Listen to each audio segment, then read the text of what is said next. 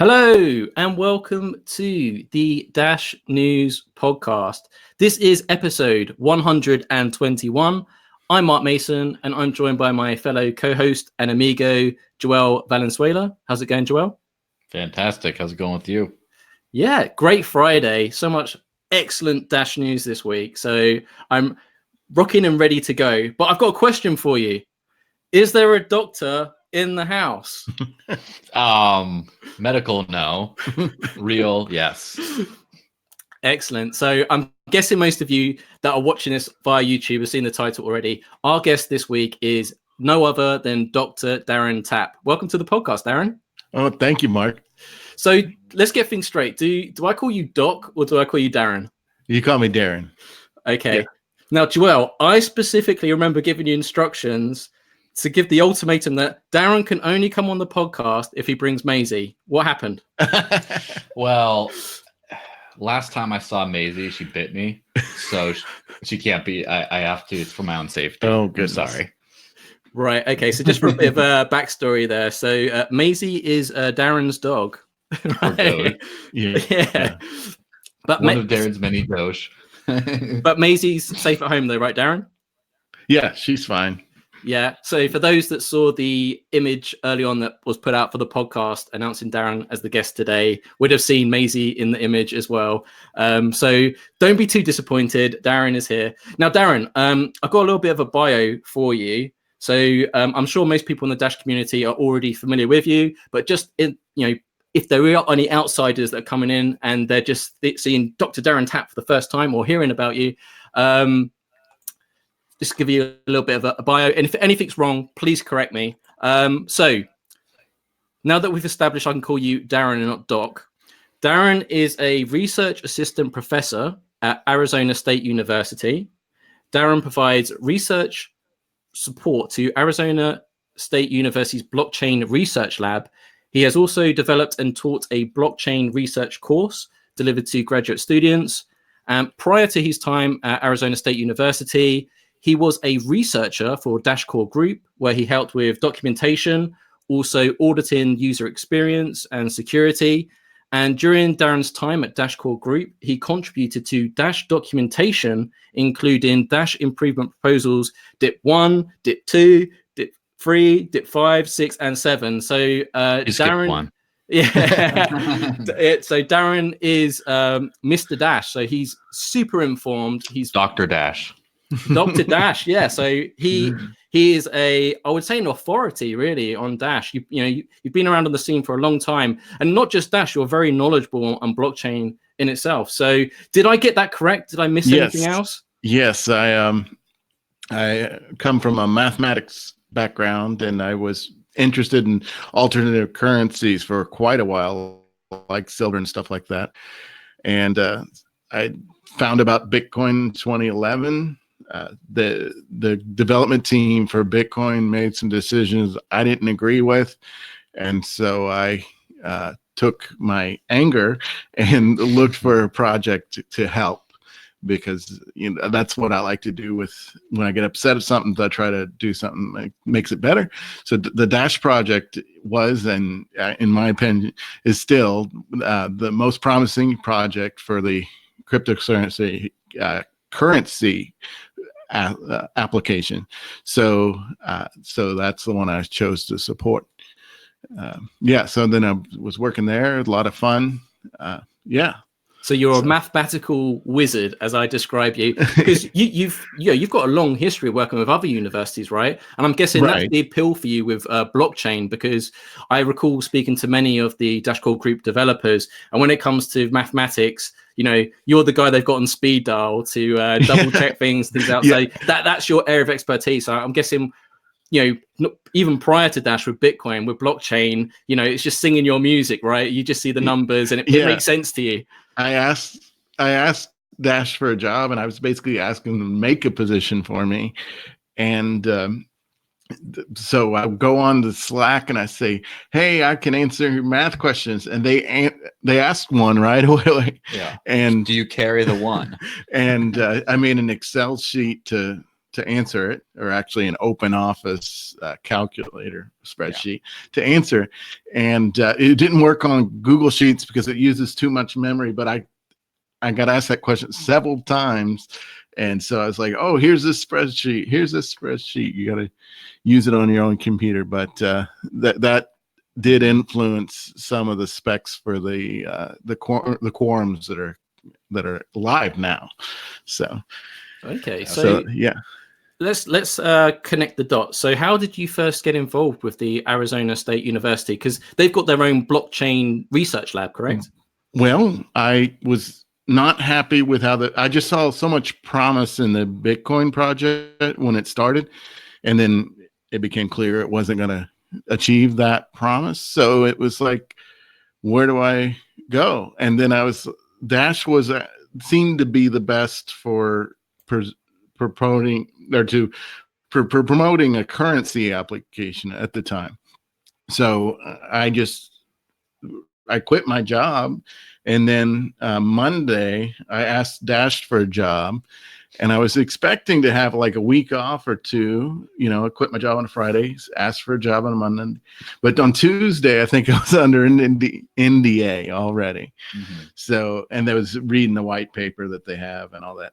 So, and that's how I got hired.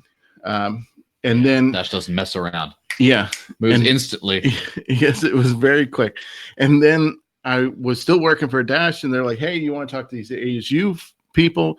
And it's like, yes, I want to talk to. And it was a lot of fun. I got to go out there several times, and I got to meet Ryan over at ASU, or he's on he's at the Sakai song, which is close. You can Uber between the two. And so that was a lot of fun, but I started to get a little bit drained because I was working for ASU and working for Dash. And it was just confusing, kind of. So I was like, okay, I'll work for ASU. Mm-hmm. And also there's so much going on with the Dash project. I was trying to do everything, and then no one person really can. So I was like, I better step back a little bit, focus a little bit. Yeah, focus. Specialization. Yeah, with ASU, it's like, okay, we're researching this part. Let's learn about this part, and it's a lot easier to manage. I also wanted to work for the Dash core group because the Bitcoin developers started doing the wrong thing, in my opinion. And if I join up with this Dash project as a customer or user, how do I know they won't do the same thing again? And so by working there, I was able to satisfy my curiosity and convince myself that they are doing the right thing. They've got their brains in the right place. Does that make sense? Like they're actually trying to make a currency to have it used and adoption and blah, blah, blah, doing that stuff. So if they make a mistake, it won't be because they're not trying to make a currency. So now that I have satisfied myself there, I'm a little less motivated to work for them. Of course, if they have any questions, any math questions, I'm certainly glad to answer.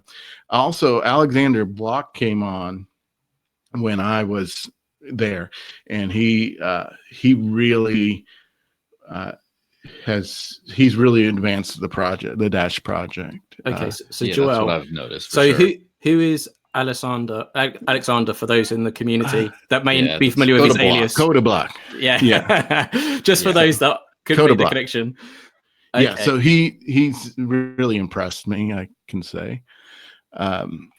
So when I was transitioning out, I gave him what I had on the BLS signatures, and he just took it. And is it true he's a robot? I wasn't expecting Chinglex, but we got it now. I've been told he's a machine because he's up at all hours just coding away, and people say he's a machine. So I think he's part so. Robot. Yeah, I mean, he's a time zone closer to yours than mine. It's like Data from Star Trek. But I'm really impressed by him. He's done really well. I mean, you notice you didn't put Dep 8 in your list, and he was like I think he was a sole author of that dip, and that's one topic I wanted to bring up during this interview.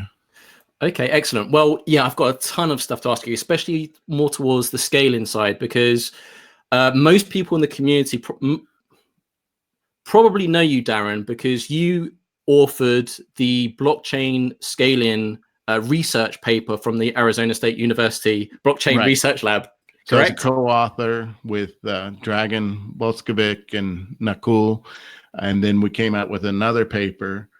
And so the first paper, we just did simulations, and we were trying to identify where the max was, like what's the maximum size. So we came up with, right now, the network support compact blocks, and we think that the network can go to 4 without any problem.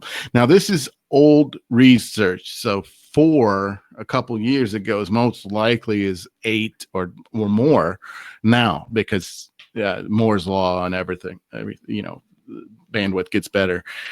So we probably can go much over 4 now. And we also couldn't identify a limit of the scaling if we started to use Xthen, which is open source. We can use it when we need it. And that agrees with Peter's result. He's working for the Bitcoin Unlimited, who's the big scaling researcher there that a lot of the Bitcoin Cash folks are kind of drawing on his research. Right. So we got up to 10. Our computer started to overheat. So, but we were not sure where the max is. One thing I personally pushed was trying to understand if the fee would justify a higher orphan rate. And so with the current minimum fee, we can go to 4 megabytes, no problem. With compact, and the current, we could actually half the minimum fee and have 10 megabyte blocks using Xthen. So wow, this is a revelation. I mean, the Bitcoin maximalist told me that you can't scale blockchain on chain. Right. Are you telling me you can scale blockchain on chain? And when we're talking about 10 megabytes, that's on Dash. Like, we specifically studied Dash, and the blocks come out 4 times as fast. Yeah, so that's like a 40 megabyte block for like Bitcoin. Yes. And so Bitcoin Cash currently can go up to 32 megabytes. I don't expect any problem there. So yes, it does scale on chain. I still will put forth that Dash has an advantage because of the masternodes. They have some money that's being allocated to make sure the masternodes are good, strong computers. So I think that as this evolves, and hopefully there's a lot more customers and people using it, that the masternode owners will be able to shell out the money for bigger and bigger servers. I mean, that's another thing with the research. We assumed they were just VPSs, like a $20 a month VPS. So if you're willing to put a little bit more into it, then the whole thing goes further. But you say that, and it sounds quite insignificant, but you're correct. In terms of the masternode network being that second tier level, when you look at other networks, they're dependent on home internet connection, Raspberry Pis, where you're looking at the masternode network. And even with VPS, you're getting a very good processor speed, RAM, hard drive, and data center bandwidth. And that enables so much extra power when you're doing transactions. And I think that's a really often overlooked thing. And I guess that's probably why Dash has spawned, what is it now, like 400 other cryptocurrency coins that are now utilizing masternodes as well. So right. Yeah. There's got to be a reason for it, right? Yeah, there's plenty that don't call them masternodes, but just have otherwise incentivized infrastructure. It's pretty much everyone at this point. And when you think about it, and of course, there's a topic for later to go more into, but the Lightning Network is sort of a second layer of incentivized nodes to do some extra stuff in its own way. And although I would argue that's not a good way to go, it's like everyone is trying some kind of a extra layer. It's just the base layer doesn't seem to be enough for anyone serious these days. Just the big ones like Bitcoin, or to a certain extent, Bitcoin Cash, seem to be able to get away with through network effects, not having just incentivized infrastructure as well as a treasury. Yeah, I was a Bitcoin Cash user, and I actually put up a node because I thought having some infrastructure was valuable to me. Mm-hmm. And I spent a little bit more than I would spend for the Dash node, but the economics of the master nodes just works out a little bit more. Okay. A little bit better. So forgive me for keeping this question as simple and direct as possible. For those that are watching that aren't as technical as your genius, to keep things as simple and direct as possible, is it possible for Dash to scale on-chain to Visa, MasterCard transaction levels? We think so. There's further research that was done, and Nakul was the person who spearheaded it. He was for his master's, and he was able to do simulations, and he was coming up with like 100, 200, 300 megabyte limit on a block size. And that was what I'm calling the economic limit. It wasn't like the network starts to break at that size. And so I think just with those results going up to 100, it uses a new protocol that's not out, that nobody's implemented yet, but it's based on what the BitTorrent uses. I think that's going to be huge because it doesn't have the poison block problem that graphene has and stuff like that. So I think that can go to 100 or 200 megabytes. And I still kind of want to verify the result a little bit more because it almost sounds too good. But and this was simulation. We didn't get emulation yet. But let's see. So Nakul was assuming the network infrastructure was similar to like a cell phone, what you get in a cell phone. And I was like, and a data center is going to have something much better. So the fact that he was getting 100 megabytes working with some like Verizon wireless connection was ridiculous. But we'll be doing an emulation at some point. You asked me about ASU research. There was a conscious decision to not be as active on scaling and try to focus on research we thought would be more near term. Yeah, and also I'd like to point out that there's a whole fantastic series of articles on the #1 source for Dash and cryptocurrency news. What was that site again, Mark? I forget. Dashnews.org, baby. How could you forget? Yeah. Dr. Tapp has authored a series of articles on that whole scaling thing. Go much more into like the poison block problem with graphene and all the kind of I never even heard of the Bloom filter before Darren Tapp. So yes, and I hope, Darren, that you will contribute more articles in the future because every time you do, I learn something new. Yes, don't always understand it. So I try my best, but in the description and probably in response to social media tweets about and stuff like that about this podcast, I'll put his like author profile from Dash News, so you can just click and just see all the stuff he's written because it's a lot of cool stuff. Yeah, so we wanted people to understand what we were doing and all that, and so Bloom filters and inverse Bloom lookup tables were really important for graphene. So I wrote about those first. Just a separate article, and it's used all the time. Bloom filters are used on SPV wallets when you want some privacy. That actually is kind of going the way out because there's so many transactions on the chain that it's.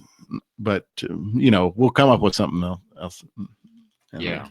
So Joel, it's a constant struggle, right? Yeah. Always trying to get more efficient, better. Yeah. The idea is you need to have a little false positive, so you have kind of a plausible deniability, but just a little bit when you run over all the transactions in the chain can be quite a few. So we was just previously talking about transaction levels. You know, what can Dash handle in terms of research paper and simulations? But I just want to give people a reality check of what's possible right now. And it feels like a long time ago now, but we had a stress test on the network for a 24-hour period, and we actually got close to 3 million transactions. It was like 3.2, I think.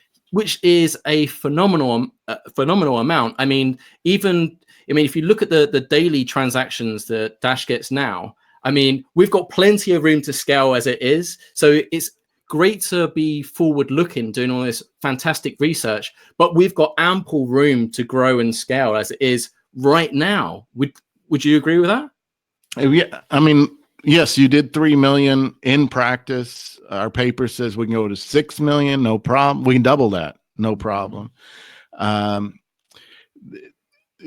We don't, ASU research doesn't stress test the mainnet, but I think that's just the beginning. I mean, we can go much further.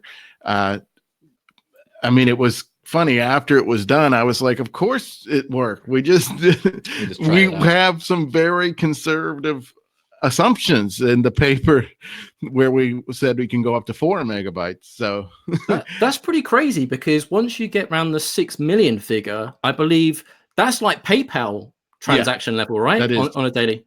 Yeah, that's last time I checked. That is. Yeah, so that's like a significant chunk of the market. Yeah. Now, of course, the ultimate number I'd be hopefully looking at is something around 100 billion a day, because that would be every single future 10 billion population of the planet can do 10 transactions a day. That would be heavy, but hey, this is like decades away. But yeah, sorry, go ahead. Well, with Nicole's result, 250 megabytes, economic limit, not even that's where the network's starting to lose consensus. 250 megabytes on Dash, that's about a gigabyte, and that's about average Visa level. So that would be a gigabyte on Bitcoin, which a gigabyte on Bitcoin is average Visa. Yeah. So the thing that, I mean, obviously, when you have big blockers, you sometimes get people who get to be big block fetishists, like people in the SV community. A lot of times just want to see, let's see how big we can make this. Let's see how soon. And there becomes a little bit of like hyperbole, and we want to keep things 100%, right? We want to keep things completely realistic. And so as part of that, that reminds you of I would call it a spam attack rather than stress test that happened relatively recently that caused a few issues with instant send locking, because the 3.2 or whatever million transaction actual stress test happened for just regular transactions before instant send, LMQ based quorum instant send was by default was enabled. But once it caused some master nodes to crash and some other problems like that. So what do you think is the upper limit on instant send locking transactions? And what's what has to scale? Like, what are the scaling considerations of that? I think that the most recent release actually has solved those. The thing is that when we were doing our propagation research, it's possible that during the propagation, that's when you're really demanding all the resources and all that.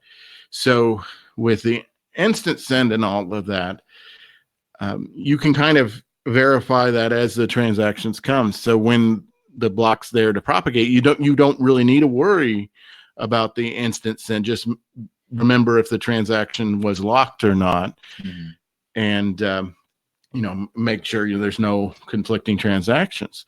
And so I think that answers your question. So the fact that you checking this before propagation, or just when you're not really demanding everything at once, you have a huge amount of resources. It's just during the propagation, you've got to basically drop everything and get the block out. Well, it sounds So, like there's plenty of resources. sounds like we need to get Benjamin Delta Engine on the phone and get this next stress test underway, because if we can get to that 6 million mark, I mean, that's a headline in itself. I mean, this is they have to raise the hard limit for that.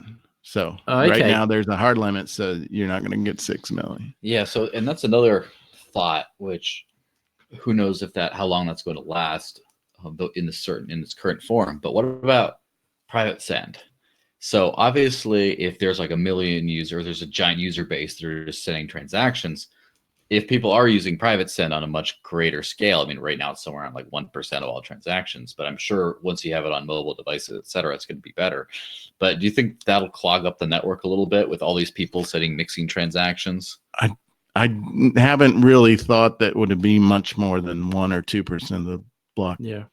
So probably not. And just to be clear, just for those to keep it simple, when you say hard limit, there's literally like one line of code. So it'll be like changing the 2 megabyte line to 4 megabytes. Is that correct? Am I understand that correctly? Yeah, that's just one line of code. The problem is that everybody needs to upgrade at the same time, or if you read DIP 1, it was a lot of it was just determining when the block number, the switch would change over. So, but yeah, it's just one line of code. But the crazy thing is, there's no need for us to scale right now. Well, you've got other projects that are running into scaling issues right now. Yeah, we've got so much headroom. So like there's no direct need to do it, but we constantly want to push the limits, right? We want to move to new ground. We want to find out what's possible. So I told you that I wanted Dash to make different decisions than the Bitcoin core developers. So I really pushed for them to raise the block size. Eventually they were like, okay, write the document then. And I did. And they made it live and everything. But part of what I was saying is, how can I trust you? Like, the whole thing is it's supposed to be trustless. So why do I need to trust you that you will do it in the future? You can just do it now and I can run the code and I don't have to trust you. So they totally took that argument and they did it. They raised the block size. And then, of course, I was like, okay, we got this paper. We can go to 4. You want to go to 4 or 10? And I was saying, let's go to 10. And I thought they negotiate me down and we'll go to 4, and that's fine. But they said when I wanted to go from 1 to 2, they said, oh, we don't need to right now. And I didn't want to be that guy that was like, okay, let's do it again. Yeah. They could do it now, but they have a high priority on evolution. And so it's not really worth bugging them about. Yeah. I really want them to pull out with evolution, and then we can. Yeah, and we'll touch on it in just a sec. It's regarding the whole scaling thing. I definitely think that, I mean, there's just a number I pulled out of my ass, but definitely when it's like, say the network can go whatever the upper limit of the network is, if it hits 10% of that on like a regular basis, we need to start looking at increasing the block size again, because you never know when there's going to be some giant demand spike that's going to happen, and then all of a sudden you run out of space. Yes, I agree with that. I don't know. Did I tell you that? No. I wasn't being too public about it because you don't want to advertise where the cutoff is, because then people just spam it, and that's not what I want to happen. Mm-hmm. But yeah, there's kind of should be a cutoff where it's like, okay, we're regularly going over that, and it should be quite low, like not 50% of capacity, because if you're that's what I say, like 10%. Yeah, 10% is probably reasonable. 8 out of 10 blocks is 10% full or something. Yes. So as I like to point out about how astronomically high things can increase, Litecoin had an almost 10x transaction increase over the course of two or so days, because everyone was on Coinbase. No one could move their Bitcoin, so they just got Litecoin and tried to do that. And so like overnight, just all this demand hits, and Litecoin fees go into the several dollar range, and it's a whole mess all over again. But the point is, if you have something that people economically want, they value it, they're going to want to use it. And sometimes you just have like a rush of demand, and people are going to be like, so for example, like say you have some really good fiat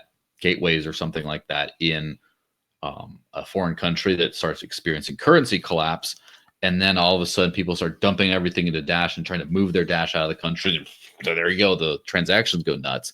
You don't want to be unprepared for that. And so like the stress test was like 3.2 million transactions, could probably do more, but let's just call that an upper limit for now, lowball it. And it's like, once we start getting like the 300,000 transaction range, it's like, all right, we need to start next release. We need to put in the block size increase, because this is getting scary.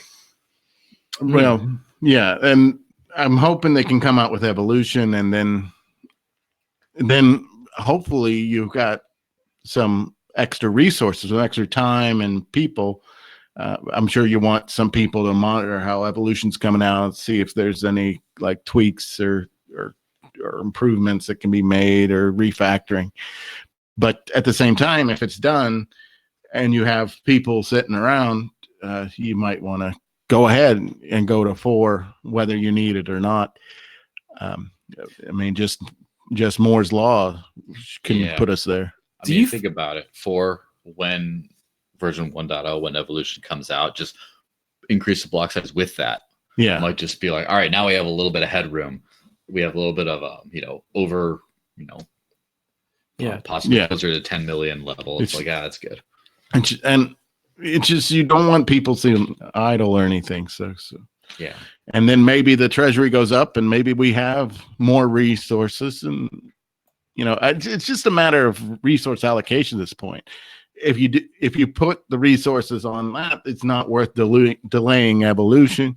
It's you have to make these decisions. What's more important at this stage? And they keep saying they don't need it, and they're right. Yes, exactly. Create the thing that will generate users before worrying about accommodating more users. Yeah, but we've done the preliminary research where we know that we can go higher. It's not like we'll have to figure it out later. We already know we can go to a certain level, and then if we would do other propagation protocols, we can go much higher. Well, one thing's for the last thought on that subject is, as soon as there's a proposal to increase the block size to 10 megabytes, I'm definitely going to lobby for it to be 11 instead, because it lets one more. Sure, whatever. But it's important, if we're going to have a discussion like that nobody really camps out and say, this is the way it's got to be, and we can't make any higher because you're not making the right number. Let's not do that. So tell everybody it should be 11, and then be happy when they make it 10. I mean, or 4 or 5 or 7. Eugene wants to double it. So double it every time. So that's reasonable. I'm assuming that obviously when you're at the ASU blockchain research lab, that you're using a virtual masternode network environment to perform these tests. But so we've been talking about block sizes, megabytes, what we'd like it to go to. But do you factor in transaction fees? How do you feel about Dash transaction fees right now? Because at the moment, they are a fraction of a penny. Right. So the median transaction fee for Dash is a fraction of a cent.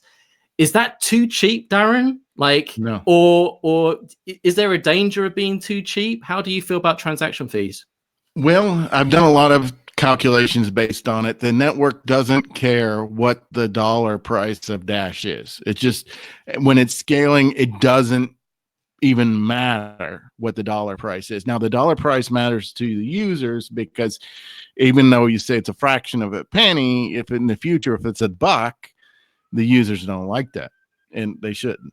So, but the network doesn't care what the dollar price is, and the dollar price does kind of come in when you're thinking about the game theory of attacking it. This, what you might call low level, is a sub-cent transaction fee. That's enough to prevent the spam, the attacker. I mean, it's going to cost, right? And it's going to cost enough, and they can do it for a while, but it's going to, if you keep doing it, it's going to keep costing. And so the sub-cent is fine to prevent an attacker. So it can stay a sub-cent from that area, in that perspective.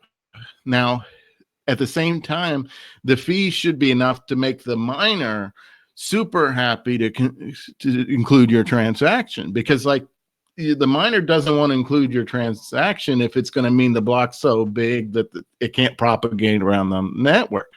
So if you make the fee higher, then the miner can be happier and include your transaction. So that's where I think the issue is on the fee, is that the miner economically doesn't care what the dollar price of Dash is when it's trying to figure out, will my block propagate or not, and but the user does. And so so I would say just keep the fee where it is. Dash can go up a decafold, they're 10 times where it is, and it's now around a penny or 2 pennies, and that's fine. And I get a little bit worried when it's over a nickel. That's what I would say. There's no nice number. It's just, okay, a nickel's like getting a bit much for users. And with compact, we found that the orphan rate kind of just started to take off at a certain size. So it really doesn't matter what the fee is. The fee can be anything. And then once the block gets so big, it doesn't matter. The fee can be huge, but it's not going to really make the miners want bigger blocks. I mean, the thing is, we can make the hard limit whatever we want it to be, and the miners can still say, I'm going to only make a 4 megabyte block because that's the one that's going to make me the most profit. So right now, the fee with compact blocks, the fee can be whatever, and it's fine. And this amount's enough to stop the spam attack. I wouldn't go lower. As the dollar price increases, we can make the fee lower with compact blocks. With X, then we can make the fee a half. That's what I was going to ask, because let's be honest, it sounds like it's a balancing act, right? Right. And as you say, if the price went up tenfold, which would be a very nice problem to have, may I add. Right. But if that was the case, and then the median transaction fee was around a penny, I was going to say, what tools do you have in your pocket? Are you able to push that price down if need be? And how do you go about that? Now, you just mentioned, was it XFin? Mm-hmm. Yeah, XFin. Okay, so what's that?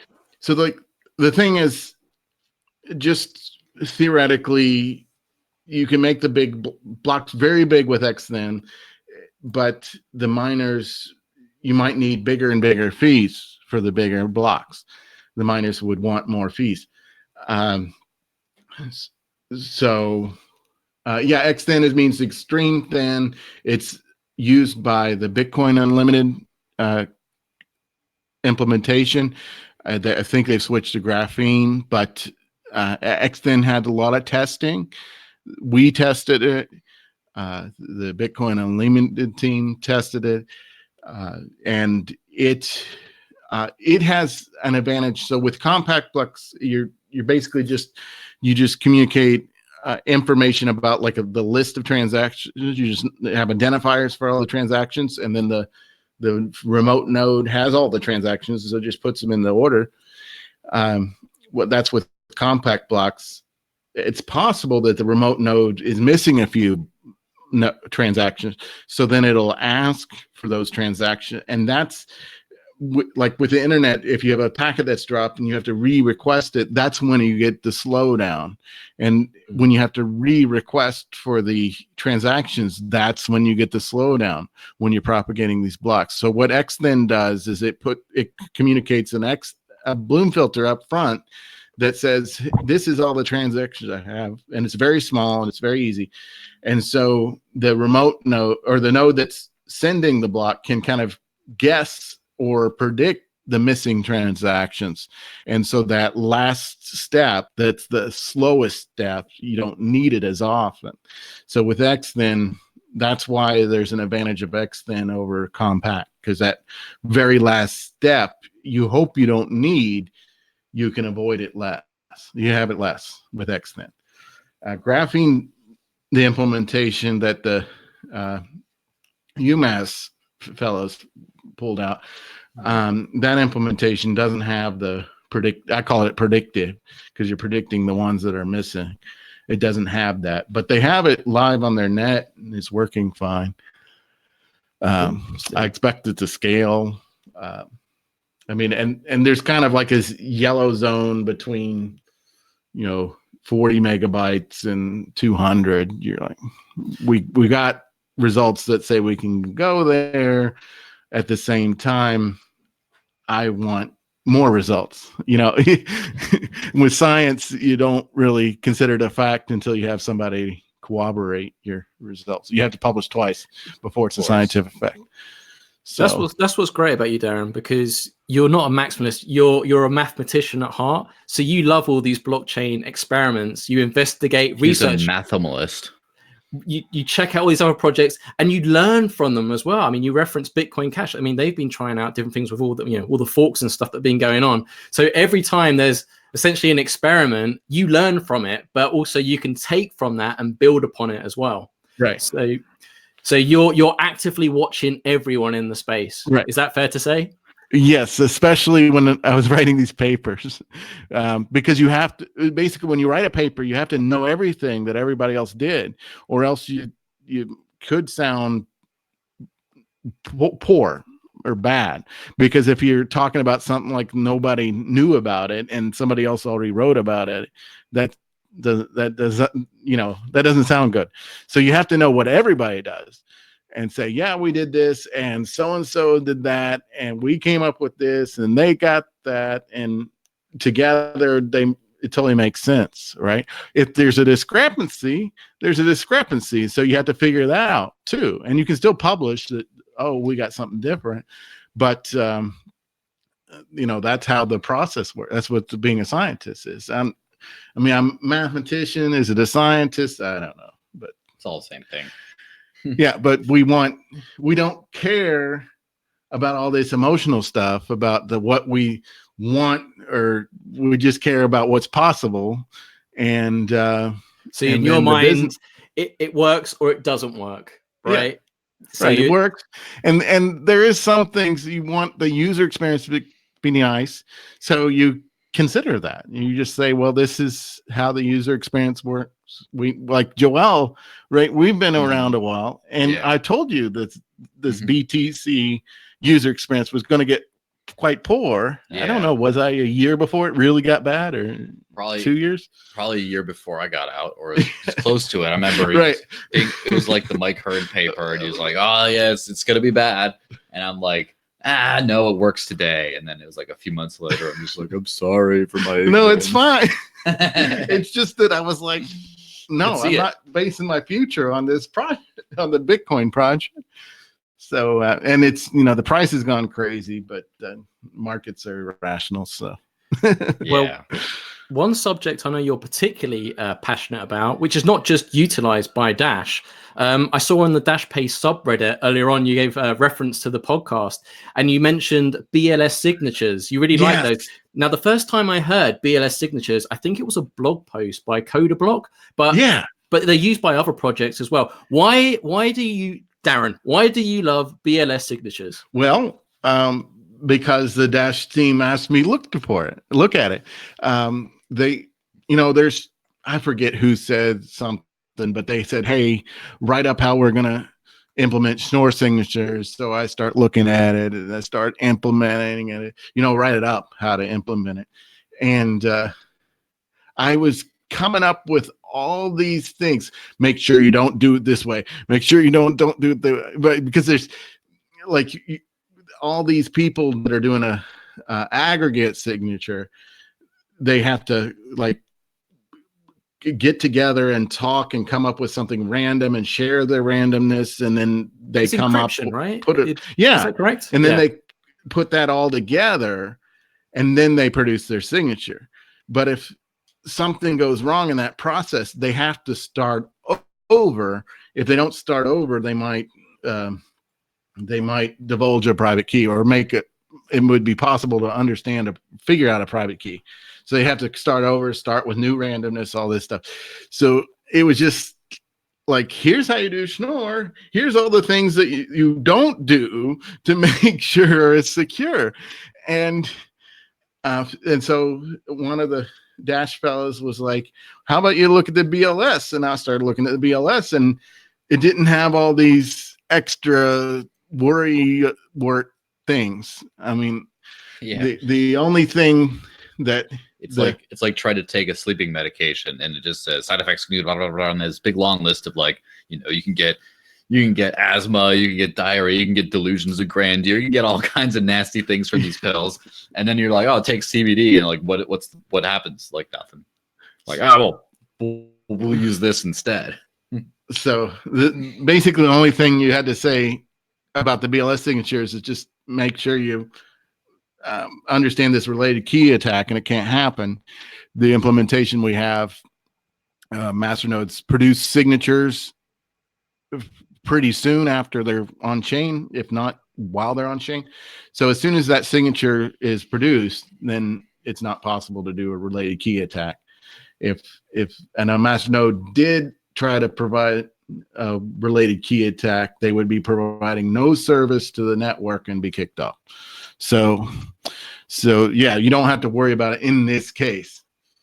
But with Schnorr, it was just so much more complicated. Like with BLS, you get all the masternodes together.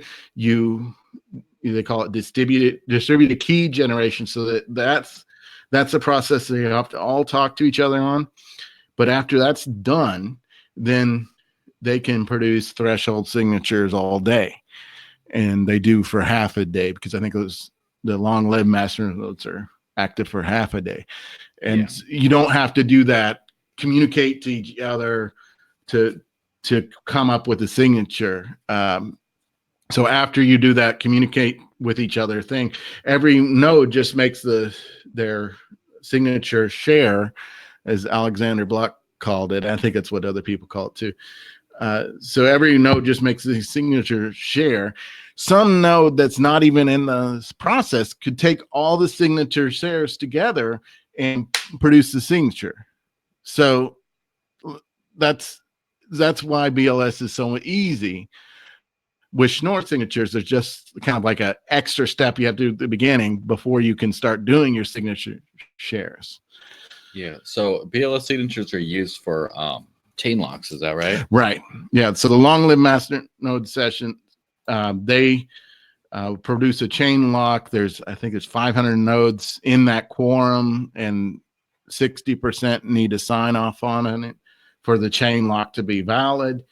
One thing that I believe I hope I influenced was they made that threshold more than 50, because the consequences of not having a chain lock are quite small, because you're just falling back on proof of work, where the consequences of a false one was more severe. So I'm like, no reason it has to be 50. And then they used quorums of 5 masternodes for the instant send, and BLS makes the signature so it can be verified very quickly. So without BLS, the automatic promotion to instant send that we hopefully all enjoy, if you use it, you have it, and it's there. So this instant send it's dependent on the BLS signatures. So that's what's so cool about this. It allows the chain locks. It allows the instant send to be ubiquitous. And one thing that I don't think's in the literature yet is, even if this quorum of 5 masternodes fails and you don't get your instant send lock, the fact that everybody else is kind of doing it, I think that's going to give like a herd immunity. Right? Because even if it fails, the person that would try to double spin wouldn't know it's going to fail right up front. So they're just not going to be trying to double spin. So there's kind of like, since it's so secure, if that extra security is not there, it's like people won't even try.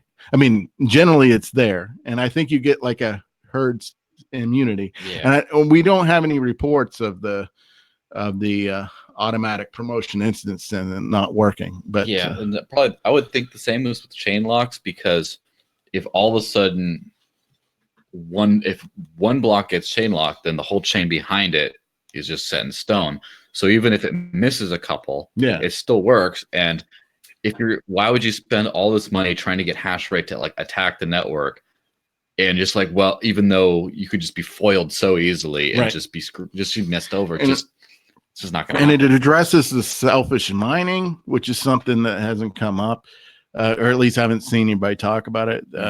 There's any type of selfish mining attack post chain lock is going to be much less severe than what you had before. Yeah, because selfish mining, if I remember correctly, is essentially like it's to a newbie, sort of like a mini 51% attack, but you don't actually try to reverse transactions. You just want your blocks to be the ones that go and see mine a couple in secret and then publish them, and then I got all the rewards. Yeah, if you have over a third of the hash rate, then the game theory actually works out that you can delay announcing your block, and if you do it the right way, you can actually get a little bit more reward than if you didn't.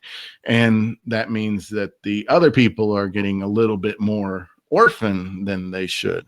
Yeah, so it's just an inconvenience rather than like a slowing down rather than like it actually attacks and destroys the network. So, but then this, the selfish miner wants to hold on to the block. Well, it's not going to do any good, because as soon as the competing miner gets a chain lock, then they've wasted all that work.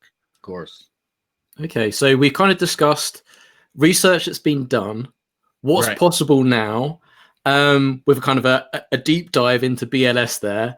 So let's move towards the future. So Darren, there was a Dash-funded proposal for the Arizona State University Blockchain Lab to research and investigate methods to apply zero-knowledge proofs to blockchain identities. Would it be possible to explain in simple terms why this research is so important to the Dash community, please? And how do you foresee this research being used by the Dash network? Well, as I said, the scaling research is demoted for more near-term research. And really, this zero knowledge proof could be used today if we had it ready to go. But it could be used as soon as the evolution comes out. So when you store something on Dash Drive, and there's some questions in the thing, so hopefully I'll get to some of those. When you store something in Dash Drive and it's in clear text, that's a problem. Now you can try to encrypt it, but then being able to understand who has credentials to what, how do you give 3 people credentials to this and all of that without the credentials being leaked and all of it. It becomes a kind of a nightmare. And so with zero knowledge proofs, the idea is that we can put stuff, it'll be stored by the masternodes. The masternodes won't know what they're storing, right? You can imagine they're storing somebody's social security number, right? But the masternode wouldn't ever be able to figure out what that social security number is. At the same time, the user could provide information to the whatever business needs a social security number, and that information could be done with some calculations. Information from the masternodes could be, yes, this is the right number.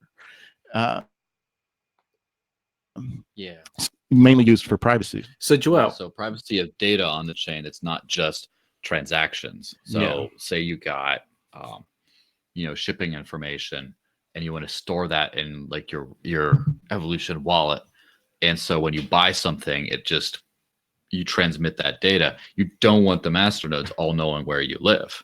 You don't want just because there could be some random person, some like fluffy pony with his masternode, he has one, could just be like looking through, be like, oh, I see where these guys live. Right. I'm gonna go put a hit on them, and like, no, now it's a big problem. So you want that to be private before So only the person who needs that information in that time actually knows it.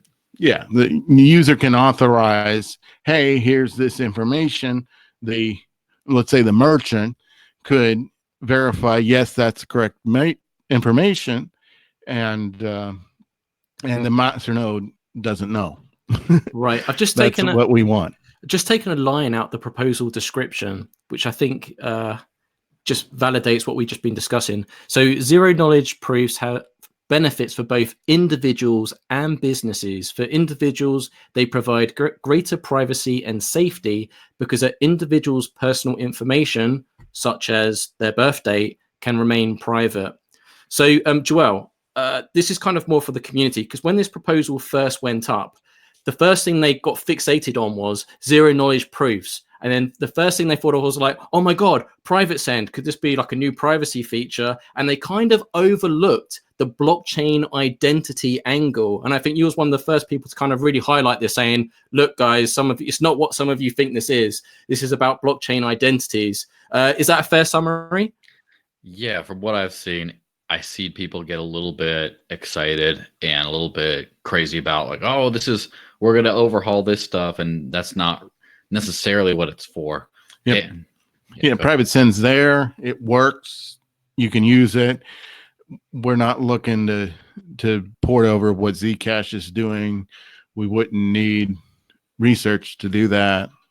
So, well, that's a great question, Darren.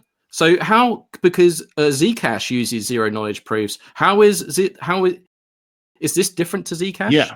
So there's been a lot of research on zero knowledge proofs. Not that's what we did, or not what we expect to do, but just around there's research, and there are a lot of zero knowledge proofs that don't require the trusted setup. They've made progress on the computational complexity of these.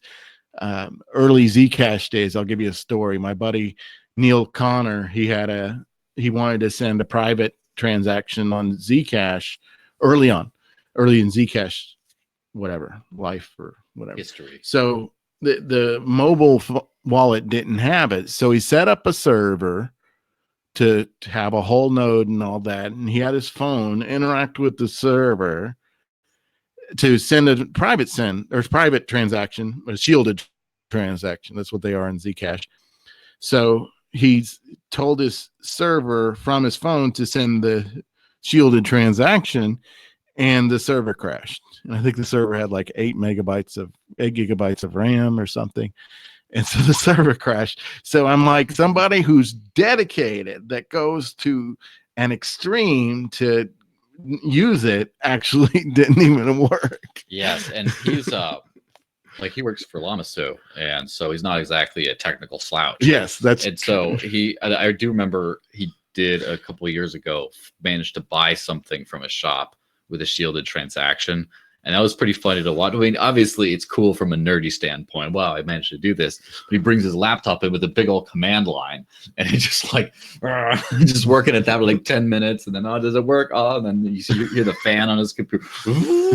And he starts and then finally he sends it through. It's definitely not, at that point, it's definitely not a user-friendly experience. So private send is there. You can use it. And we're going to use zero knowledge proofs without this trusted setup that Zcash has, and it's mainly to keep information safe but also private. Yeah, and that's and I'm sure anyone who's smarter than me in the room, everyone is free to correct me if I say something stupid here, but there's a great value to Dash's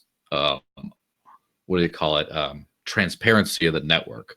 That you can audit the entire network, all transactions, all movement. You just see it going on. You can be sure how big the supply is. There's no secret coins floating around there somewhere. You can just kind of see the whole thing. And here it's important to say that you can't say the same thing about Zcash, because their shielded transactions, actually, they found a problem with their cryptography that would allow more to exist than was supposed to, and so they've completely redone their shielded transactions, but that's kind of still an open bug.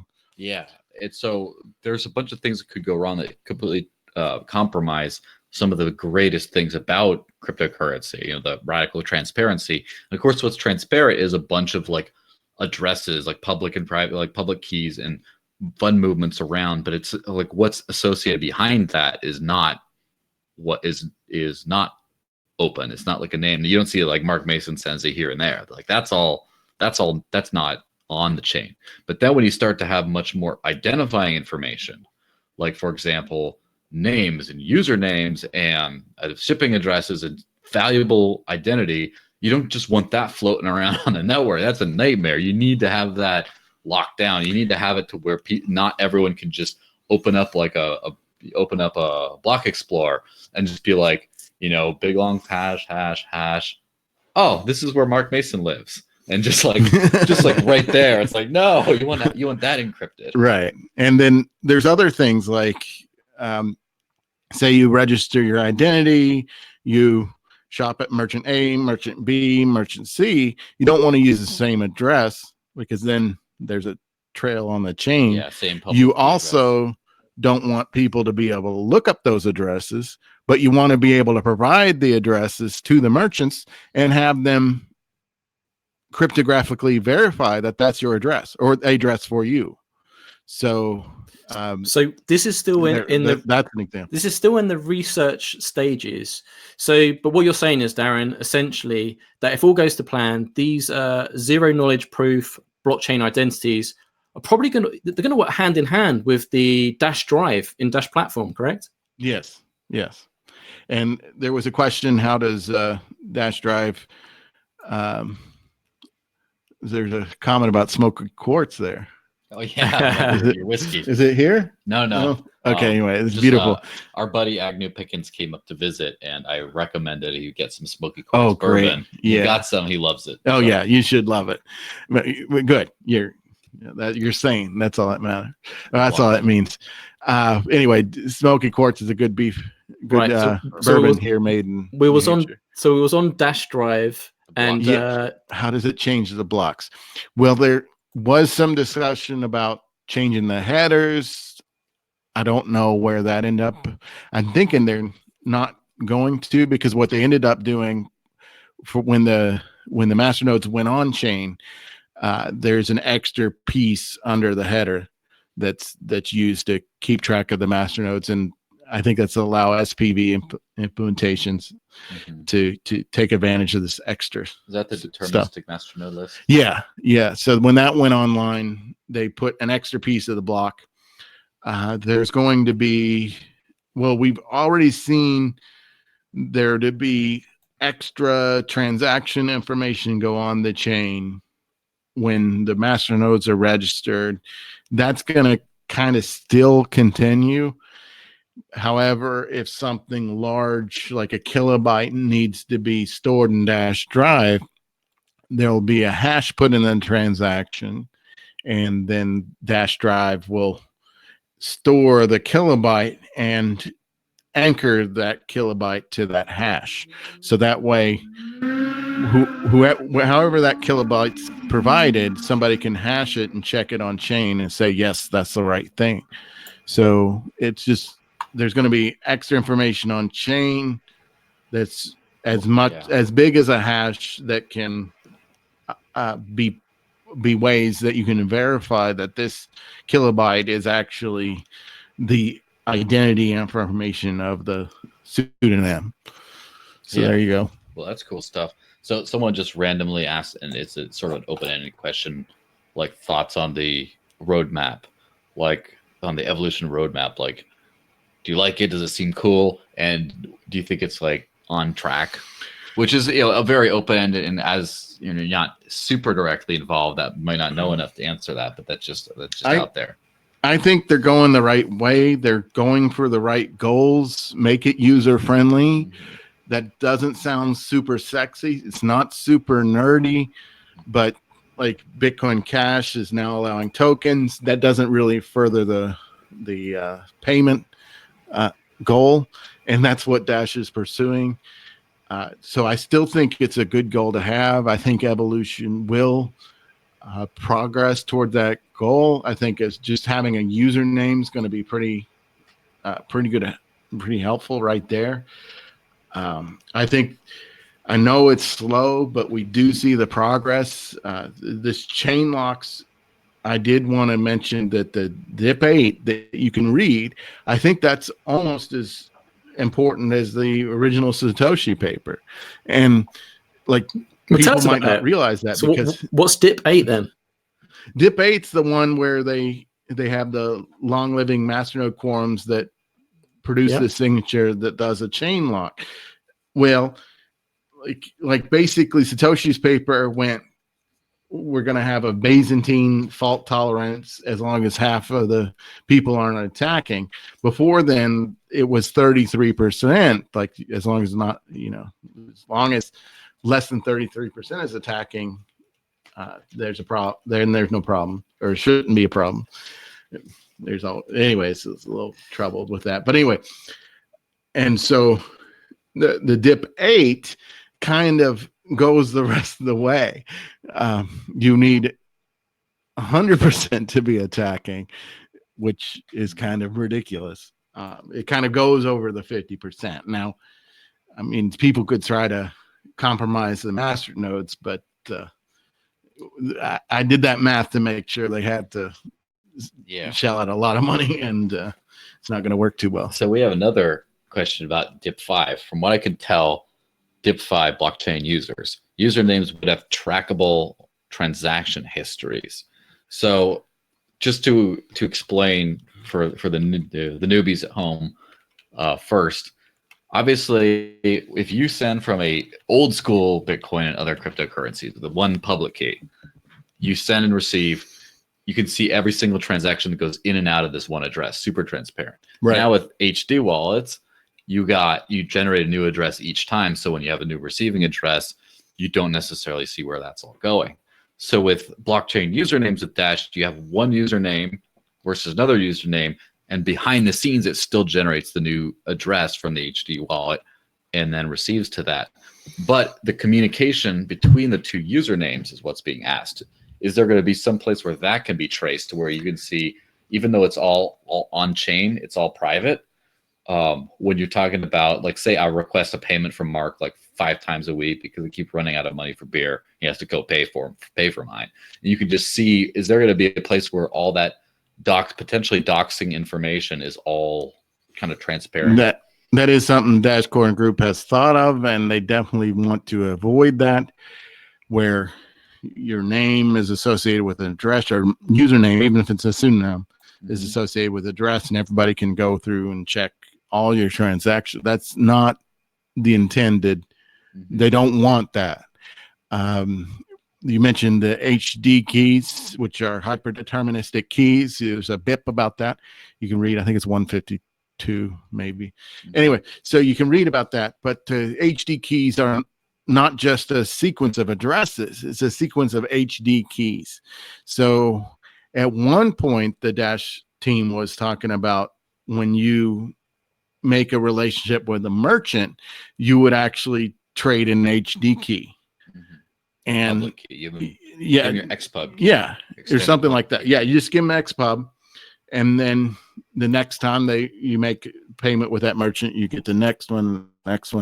But then when you have a relationship with a different merchant, you would use a different HD key. And there's really no limit on the number of HD keys. So each HD key, you start with a seed, and then from there you can derive a whole bunch of HD keys. Now, from all the HD keys, you can derive a whole bunch of HD keys. Yeah.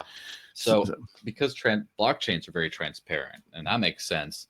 Now, as far as when I send Mark a request, when I ping his username to be like, give me a new address or whatever, or that's what the zero knowledge person would be so helpful for, because then Mark says, this is my address.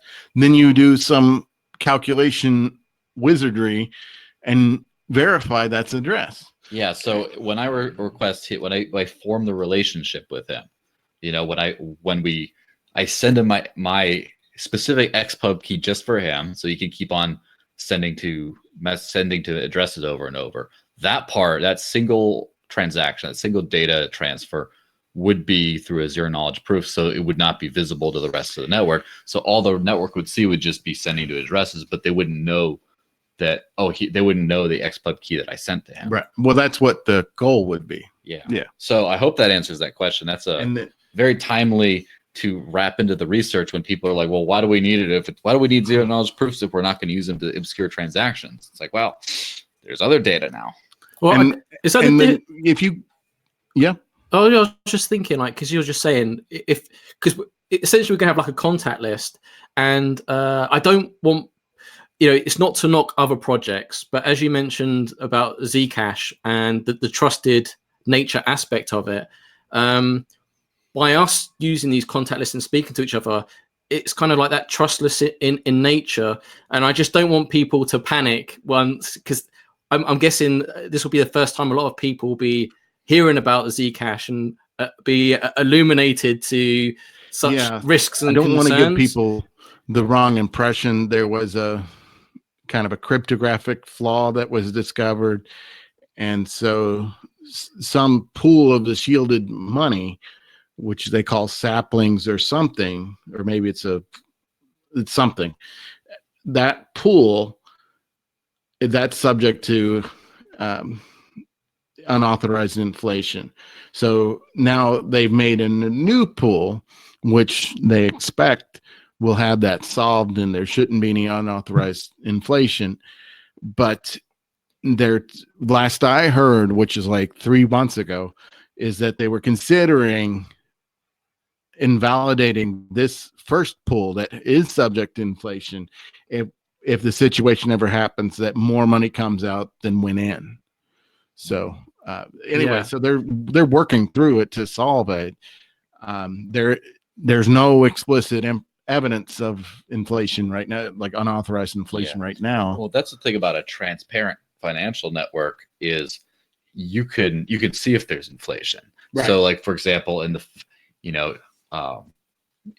first couple days of Dash, there's like a way more coins got spit out than they thought. Of course, everyone could see it. And then Charlie Lee was talking smack for so many years, and people were like, hey, let me look at Litecoin's blockchain. Oh, wait, you had something like that too. And it's like, you can't hide it because it's all transparent. And there's a great deal of value behind having that. And now, can you imagine if there was a giant mining spike where there's just so many extra tokens spit out, and then you didn't know it? Like, you couldn't see it. You're like, oh, I'm going to get this much Dash because there's only ever going to be 18 or 19 million. What if you find out there's already 23 million and growing? Oh, all of a sudden the value of your investment crashes. It's like, you don't want that kind of stuff to be secret. Right. So is it lightning time? Well, no, I was going to say, while we're talking about privacy, I'd have to take this opportunity because this is something myself and Joel have discussed behind closed doors. So I'm interested to know what Darren's thoughts are. So Darren, if Dash flipped the script and had, could you foresee a future, or would you like to see a future where Dash private send transactions were default and then normal transactions were the opt-in option? Is that something that you would like to see? Are you a privacy advocate? If I'd work towards that, but I wouldn't work to prevent it. I mean, I think it's really important that there are, like you mentioned, opt-in to transparent transactions. And I think that will be important for some people because like some people might be, worried about the money laundering laws and all that. So if they have it transparent on chain and they go to their bank and say, here's what the money did, blah, blah, blah, that might be a better situation for some people. Does that make sense? So I think as long as there's the ability to do that, I don't have any concern or worry. Now, the thing when we're talking about user experience, if I have no Dash and you send me one Dash, it's instantly confirmed. Perfect. I can instantly respend it. Now that instant respendability goes away if you have to mix it when you receive it.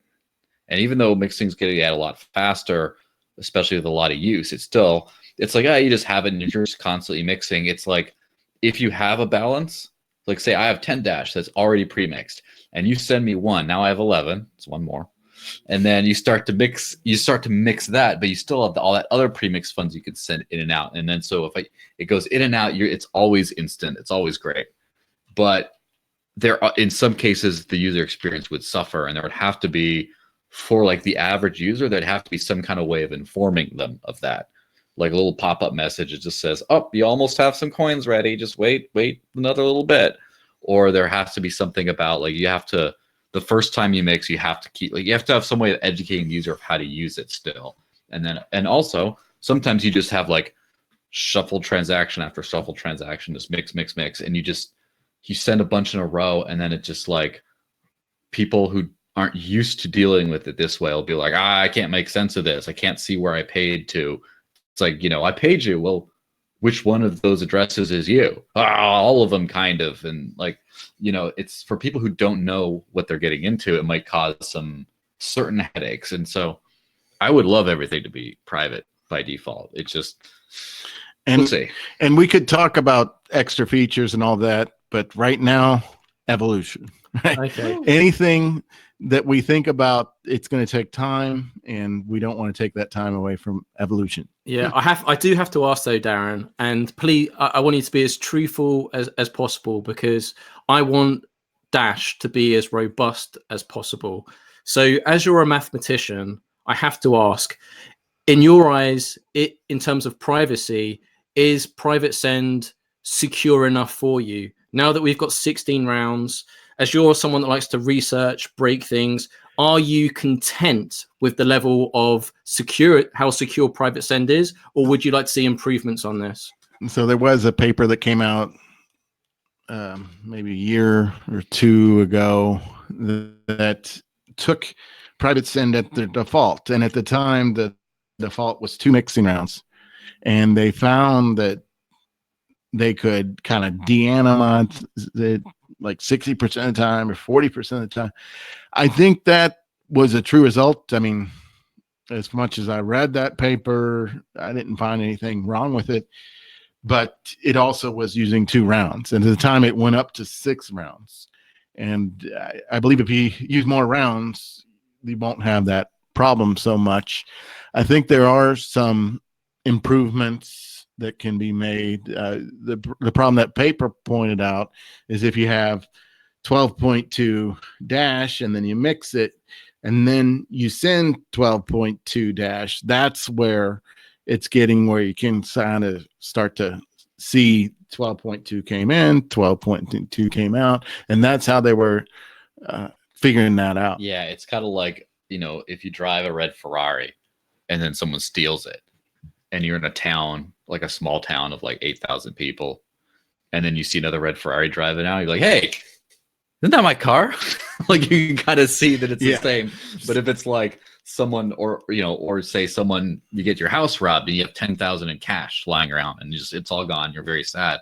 And then the local bank a week later gets a deposit for 10,000 in cash. It's like, where do you think that came from? It starts to throw up those red flags. So as I always say, receive your private send in several different transactions, and then mix and then send them out, not all at once, hopefully, there are some perhaps protocol improvements. Maybe it could go to a base 2 instead of base 10. It might be nice to have a way, like, let's say you had 8 inputs. If it was base 2, you could have 4 outputs where you've kind of gone up the next level. And so you could have like fewer and fewer of the, like basically when you do a private send, it splits it up in a whole bunch. And if you could have a few private send operations that would start to consolidate this, then I think it would make the chain analysis a lot more difficult, because basically, every third round they're consolidating and getting fewer and fewer inputs. Then I think there's going to be less that can be associated with. I think it's going to be harder to just trace. I mean, so it's just got that much harder, because not only do we have 16 rounds, but we've got that extra denomination now as well, right? Right. Which like a denomination upping. So yeah, you break it into 100 small denominations, and then you end up with 100 small denominations. The problem is when you combine all of those. You've said all these are associated. Yeah. But if you could put 8 in and have 4 come out, you know these is associated to 2 of the prior, but you don't know which 2. And you'd have to control what the majority of the masternode network really to kind of hack this. Yeah. So maybe, you know, a unit of 1 is like a base unit, and then they combine to 2, and then combine to 4, combine to 8, combine to 16. So you have the 16 output, and you make a payment of 4 dash.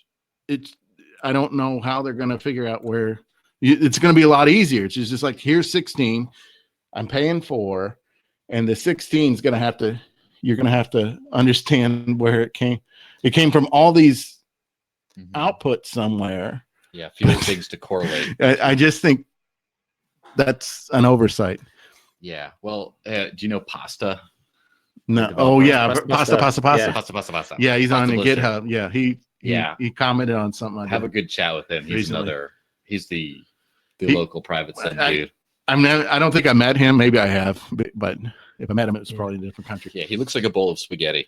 Well, he does on GitHub, but I was trying He's a to, real human. though. you know, I was trying to promote the dip 8 and make it look better, and Pasta was very encouraging. And then the recommendation to me is that I should just make dip 8 an academic paper, which you know, it's already there, but Yeah, that would be fantastic, especially if it's like the new white paper. And like some people, white paper on its own is kind of garbage. Like no one cares. It's just you wrote a thing. But in the context of a revolutionary new technology that's actually being implemented, if you actually, oh yeah, there's Pasta in the live chat. Hey, yeah. Hey, Pasta. So in context of that, like there is some extra validity to having academic papers behind it. And so like a white paper associated with the real product is something that's like people can go in. It's not just, oh yeah, Dash is more secure now, chain locks. Yeah, whatever. It's like now you can actually like read the paper and look at the calculations, be like, oh, Yeah. okay, that's legit. So, I mean, in the beginning, there was Byzantine fault tolerance with Leslie Lamport did that. And then there was Satoshi Nakamoto that came up with a better way to do it. And then there was DIP 8 that does a chain locks. And that's, in my step, that's kind of the next step. It doesn't eliminate what Satoshi did. It's still using proof of work, all that good stuff. It's just building on top of it. So it's like a real progression. There's this Byzantine generals problem, you know, and then there's Byzantine fault tolerance, and then there's a blockchain, which makes it even better, and solves the Sybil attack, all kinds of things. And then there's DIP 8, which I think is the next step. And so now GitHub has put it on my head to make sure the academic papers express that this is like a next step. Okay. I mean, I don't know if this is the only way you can do it, but it is a way, and it's really cool. And you know what's going to be funny is I have a feeling that 10, 20 years from now, there's going to be another step beyond that, and they're going to be like, well, according to this DIP 8 thing, yeah, that was good enough, but we figured out a problem, so we're going to improve it with this other way. I mean, it just builds on itself. I go to Chris Pacia, I'm like, okay, explain this avalanche thing. Oh, you know, Chris Pacia is up here. Yeah, he's sometimes he's Bitcoin traveling Cash a lot developer, now. Open Bazaar developer. Yeah, he's a great guy. We love him. Mhm. But yeah, I was like, explain this avalanche to me, and he's like, blah blah blah blah blah blah. And I'm like, I'd rather have an instance because it works. So, I mean, avalanche probably will work, but it's like more confusing. And as a user, how do I know that the miners have already taken my thing? And it's just, I just like the instance. yeah, it's kind of like so Avalanche is a protocol for Bitcoin Cash, essentially to make zero confirmation transactions more secure. Right. Basically have a way so that the miners can just look, and instead of instant sends 1 or 2 seconds, within like 5 or 6 seconds, they can kind of like come to a consensus, like a pre-consensus before they actually put it. Does it work? And I looked into it. I mean, obviously, I'm not looked into like just descriptions, like layman's descriptions, like not actually looked into it like Darren, but it looks interesting. But it's like, why not you just instant send? It worked. Yeah. And it's easy. And you, like we said, 5 or 6 seconds. Well, the instant send's like 1 second usually. Yeah. So. Like I was talking to the Horizon guy, the Zencash dude, about their 51% attack resistant thing. And it looked pretty interesting. It looked pretty interesting in that it's like a time delay thing. So the longer you wait to publish a block, the more of a penalty associated, like a proof of work penalty is associated. So if you like mine a whole chain in secret and you publish it, it's probably not going to be accepted unless you have like 90% of the hash rate or something. And I'm like, oh, that's pretty cool. I'm like, well, chain lock sounds better, but like they're doing it all on the, well, I mean, at the time they didn't have time to figure something out. They had to come up with something quick because they did get attacked, and it's just only on the mining level, an anti 51% attack thing only on the mining level without a second layer. And that's the same thing with this avalanche thing. Is it's something like, it's like the best you can do without having master nodes, but just people don't like master nodes for some reason. Like we don't want those. It's like, well, they solve all your problems. It's just like, I mean, it's not a panacea, but the master nodes do have an interest in the network working and working well. We've trusted that for a long time. I mean, we as Dash users have trusted that for a long time. I know with what they've done, getting the master nodes on the chain and all that, they have hardened that. Before, it wasn't that hard. Now it's hardened where, even if somebody's malicious, they have to have so much that we're going to make a peer-to-peer digital cash, or we're going to get rich trying. I tell you that much. So, that's pretty funny. I mean, it's one of the two, right? Because in order to compromise the network now, you've got to drive the price up like insane. So I figure just let them drive the price up, and then, just keep a little bit of money in the background in case you have to go to the next project. Okay. Or something. I think we're probably going to have to wrap up soon, but it would be rude not to ask why we got you here, Darren. And I'm hoping to get a good soundbite out of this, so no pressure. And I generally don't know what you're going to say either, so good or bad. Okay. But okay, here it goes. Darren, as a respected blockchain scaling researcher, may I ask what your thoughts are on the Lightning Network? I don't like it. I don't think the Lightning Network is mature. It's not ready. And it's kind of the opposite direction. In my opinion, Dash has made it more strong with their chain locks. They've made this consensus a super strong consensus. And with the Lightning Network, you might remember early on they were saying, we're going to look for off-chain solutions, blah, blah, blah, right? Off-chain solutions. Well, off-chain solutions means you're not using the whole solution that allowed your network to come to consensus. So how is this Lightning Network at a consensus? Now, the thing is, you might have 3 nodes and they might have some open channels, and you only need a consensus between the 3, maybe. You don't need a consensus between the whole network. But at the same time, how do you know, right? It took 30 years, 40 years before there was a strong consensus that you could be quite certain that the other nodes were at a consensus. So you think you have this balance. How do you know that the other person doesn't have that balance? And I don't even think they built in the basic Byzantine fault tolerance that you're supposed to make sure that doesn't happen. And I don't think they have a proof that says that won't happen or can't happen. Or and I think as it scales, it's going to have trouble. So if it's a scaling solution, I mean, the joke is that wait till they come up with layer 3 solution to help the layer 2 scale. Anyway. Yeah, of course. It's kind of like those, like the whole MacGyver thing, where people sometimes love getting into how do I solve a difficult problem with completely arbitrary constraints? It's like, all right, there's a room full of ninjas and you got to beat them all using only this pen. Go. And it's like, okay, you'll maybe be creative, come with some genius stuff, but why not just have a gun and just bam, bam, bam? Just isn't that so much easier? Just make it work. Use the Nakamoto consensus.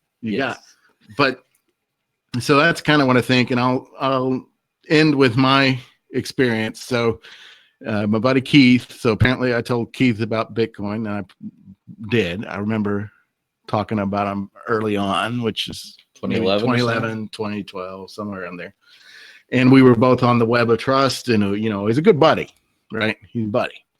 So I told him about Bitcoin. So he got the lightning torch, and he was like, "Oh, I'm going to pass to Darren," right? Because Keith got the torch from Eric Voorhees. Yeah. So I told Keith told Eric used to live in Portsmouth. And so it went the opposite way. Eric went to Keith, Keith went to me. And so I was like, okay, give me a couple of days to set up a node and open some channels and blah, blah, blah. And so Keith was like, well, just download this app on your phone. And I was like, okay.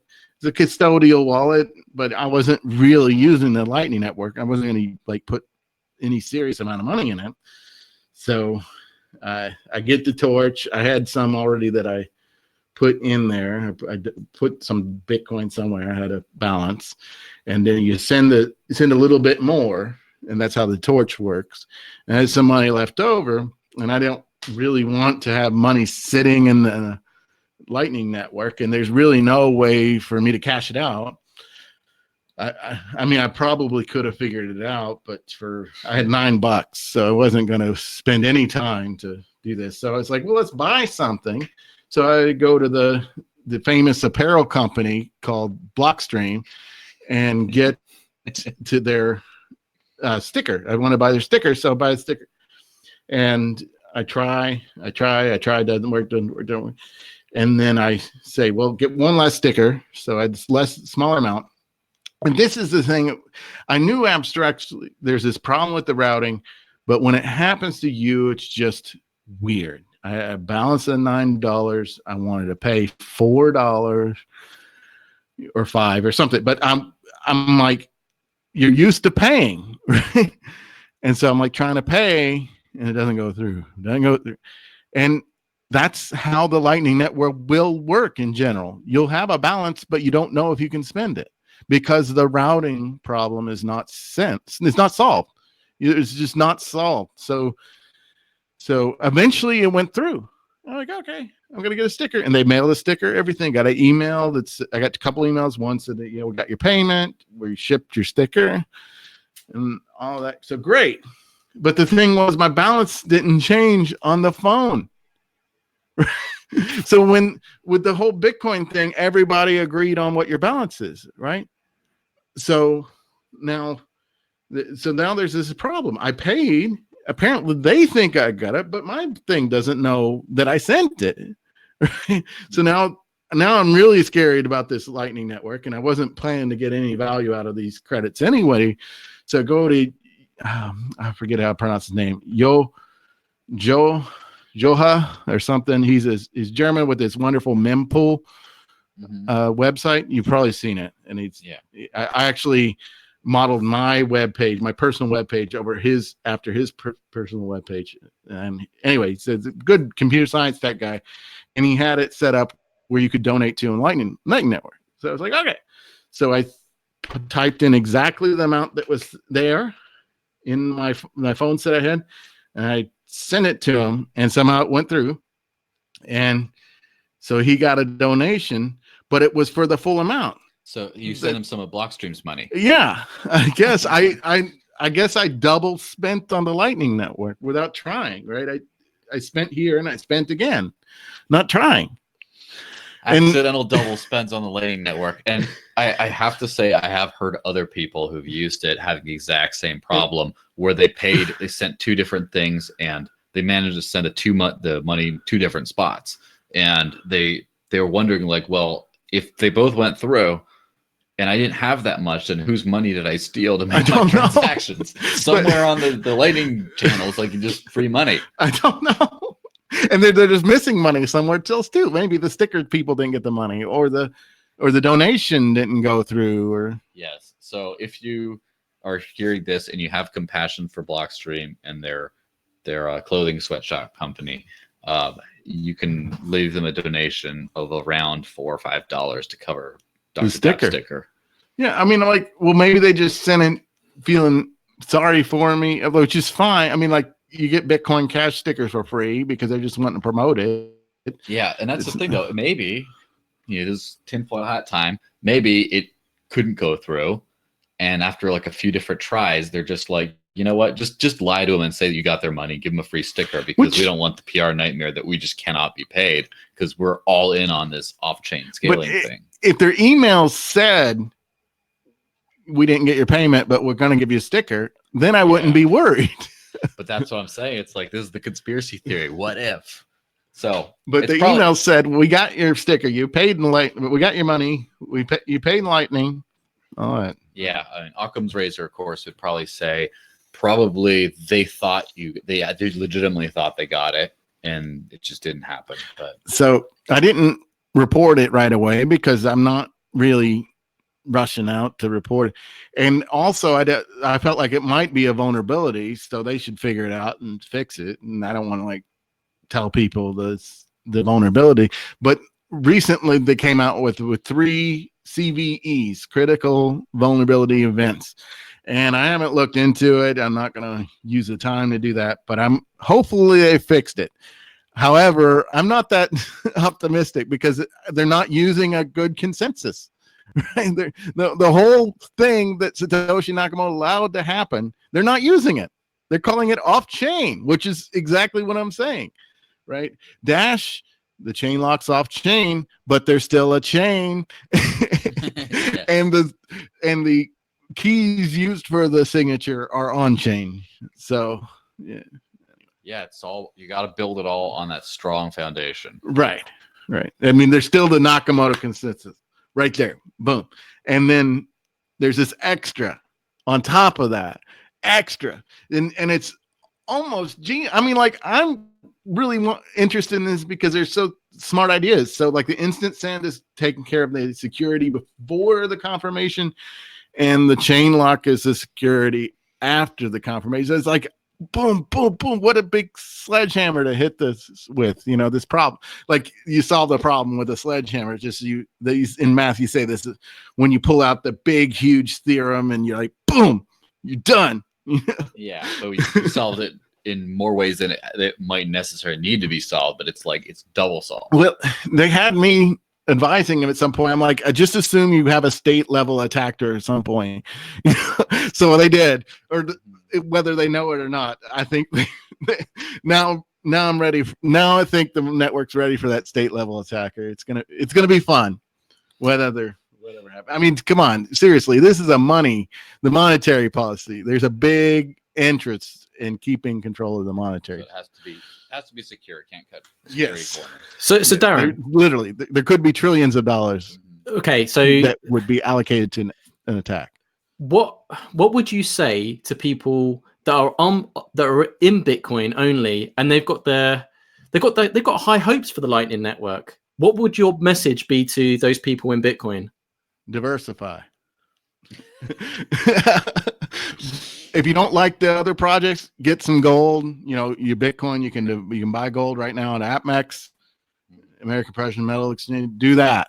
If you don't hopefully you got in at a good price where it's higher now, and just take out enough to make sure you don't lose anything. But you was an early Bitcoin adopter, right? 2011. So that's quite a big statement to make. Yeah. And I just saying this as a point because most people in the Dash community, they have a portfolio, lots of different cryptocurrencies, right? They're not all of them are just like 100% Dash.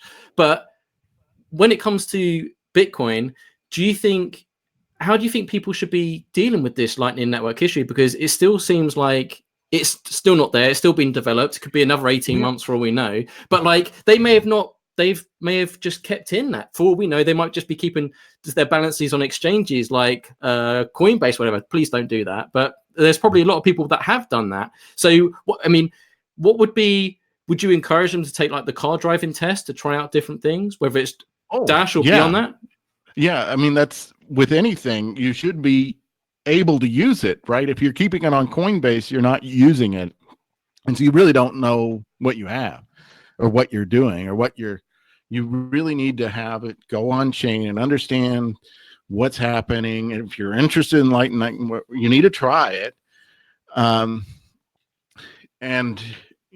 maybe do the whole full nerd with the full node and all that, but you know what you're dealing with. And so, yes, use the others, see if they work better, see if they work worse. I have a rule that I have to be able to run a node before I put any amount of money in any of these projects. Like Zcash, I couldn't get a node for the longest time. I am diversified in the crypto space. I do also believe in being diversified in traditional assets, because you don't want, what if a whole crypto space goes up? What if they outlaw it tomorrow? The whole tether thing, I think that's a systemic risk that could cause a lot of pain in the crypto markets for at least a couple months. So, you just want to be in a position that no matter what happens, you'll be fine. You're not going to mortgage your house and go buy Bitcoin. You're not going to mortgage your house and buy Dash. You're just going to, have a diversity of ways for you to make payments and things like that. So that's what you should do. Not that that's financial advice. So no, I think you make a very valid point. I mean, there's a lot of people piling in their savings into Bitcoin because they see the news. They may not take the time to look behind the scenes or even read the white paper, right? So, this is people's hard-earned money. So, by all means, do due diligence. I say to my friends and family that are interested, look at the top 10, look at the top 20. You don't have to put loads of money in, but just experiment, make small transactions, download the official wallets of each one's, and have a play and see what works for you. And you will learn very quickly what works and what doesn't work. And it's that experience that will give you the confidence in that project. You should never go balls deep just into a project because you've just read a couple news articles, so really it comes down to user experience. And before you can believe in a project, you have to use it first, right? Yeah. And that's what I always tell people. It's like, people say, people always like talk smack at me or they used to, not anymore. The space has matured since then. Oh, you're just a Dash chill. You're just going to pump this stuff, pump your bag or whatever. And but I live on it. I don't have a bank account. And it's like, but that's a peace of mind for me. And it's scary to some people. That'd be scary. But for me, this is how I sleep at night, because can you imagine being like, oh yeah, this stuff's going to be great. You don't know what the hell it is if it works. And you just like make people like spend money that they could be saving for their retirement on or whatever. And then they're spending on this thing that you just don't know. Like, I'd be terrified if I don't know. So I got to use it, not just, you ball it and I sent some transactions around. It's like, no, actually, this is like, I'm living it. And this is going to be great. Everyone's going to be using this as the money of the future. How do I know? Well, I kind of do. Same thing if you're like, say, teaching self-defense classes and you're like, oh yeah, this using the elbow to the this and this does the work. Like, okay. Do you know? Because you could be screwing someone by just telling them they need that. So, you have to use it. You really have to use it. So, so let me give you this. I did publicly talk about my Lightning Network experience, and that was that. Then Joelle and I went out to the Dash meetup, and I bought some beer and some hot dogs with Dash. Then we went and had dessert somewhere else, and we bought that with Dash. And then I get back, and there's these Twitter things that they're called tweets, apparently. So these tweets about, oh, Darren's using the Lightning Network and didn't like it and blah, blah, blah, blah. And he's a traitor. I'm paraphrasing. He's a traitor. I'm like, well, I was able to use Dash. The Lightning Network wasn't an option. So it's like, what? Like, I like this car because it goes from here to there. and that works. It gets me there. And somebody's like, well, you should like a truck. I'm like, well, the truck doesn't go that way. Yeah. Or the bus, you should like the bus. I'm like, well, it doesn't go where I need it to go. More like lightning not work. So right. It just illustrates that there's some kind of abstraction that people are promoting, and they don't even care if you're getting any value out of it or not. They just think you should be promoting their project. And well, I like Dash. So I got on my Twitter and I just tweeted how Dash is great. So I'm just going to be positive about all this, but it's ridiculous. Then they get on me for using a custodial wallet, but the reason why I use a custodial wallet is because we didn't want everybody to know it was going to take me 2 days to send a transaction when they call it the Lightning Network. It's 2 days. Give me 2 days and I'll be ready to send. Yeah. Well, for me, the lightning would be how fast my patience would evaporate. Yeah. And I was willing to do it. 2 days and $50 later. I'm sure I could have not used a custodial wallet, but yeah. Wow. Well, look, the podcast has gone a bit over time, but it's been well worth it for me. We've had some great insight and information from Dr. Darren Tapp. I hope you found this to be very informative as well. Darren, there's some requests in the live chat. I know the podcast went on longer than we initially said it would do, but it's been too good having you on. So I hope you do come back on in the future as well. But someone's actually asked. Thank you. It's actually Pastor, your colleague, saying, is Darren going to be in the after party? I guess if Joel slips Darren a beer, he might be able to stick around for 30 minutes or so. We'll talk about how that works. Well, I got a hot date in less than 3 hours. So yeah, we'll figure it out. Yeah. Okay. And of course, Maisie's probably hungry at home as well. But maybe if you join the after party, Darren might be there for 20 minutes or so. Fingers crossed. No pressure, Darren. All right. But okay, Joel, would you like to take us out? Yes. So if you enjoyed, as someone said, this nerd fest that hurt their brain, this brain hurting nerd fest, make sure you like, comment, share, and subscribe. All 4 things, or Dash Jesus, Evan Duffield doesn't love you. You got to do all 4. Like, comment, share, and subscribe. And don't forget, we have an audio only version of this podcast. It comes out. Our buddy Roger Paxton's the one who gets that done and gets it distributed. I think it gets more downloads than the video podcast by a good margin, like almost 10 times as many. So we have the audio only version, and Mark's going to put out a post on Saturday that recaps with this, has the video embedded and has the audio only link. So go and subscribe to those as well. And now it is time for the absolute best part of everyone's week and life, and therefore the world, which is the after party. It's just like this, except it's not just the 3 of us. It's like a bunch of you. You can join too. Not on the record. So if you have a swearing problem or something, that's fine. You won't get banned from Dash Nation. So you can just jump in there, and then all of us just chat and hang out until Mark starts seeing the sun come up behind him, and he's like, oh, blimey, and then he has to go. So the way you get to that, you got to get to the Dash Talk Discord. So you go to staydashy.com. Boom, right there on the live chat. Staydashy.com, and then you can go in there, and then you're just going to be in the general channel. You just say, hey, I heard about the after party. Can someone get me the after party? After party, and someone will put you in. And there you go. Excellent. Okay, well, Darren, thank you very much for coming on. Those that are interested in following Darren is on Twitter, as he mentioned before, at Computing FTW for the win. Computing for the win. Correct. Excellent. Go follow him, and because I'm sure he's always going to be sharing his insights, and we need to get Darren involved more in the community because he's such a knowledgeable fella, and every time I speak to him I learn something new. So please do that. As Joel said, please like, share, and comment, and don't forget to hit the notification bell if you want to be alerted about future Dash News content. It's Friday night. I hope everyone has a fantastic weekend. This was episode 121. Stay positive. Stay humble, but most importantly, stay dashy. Wow. Such currency.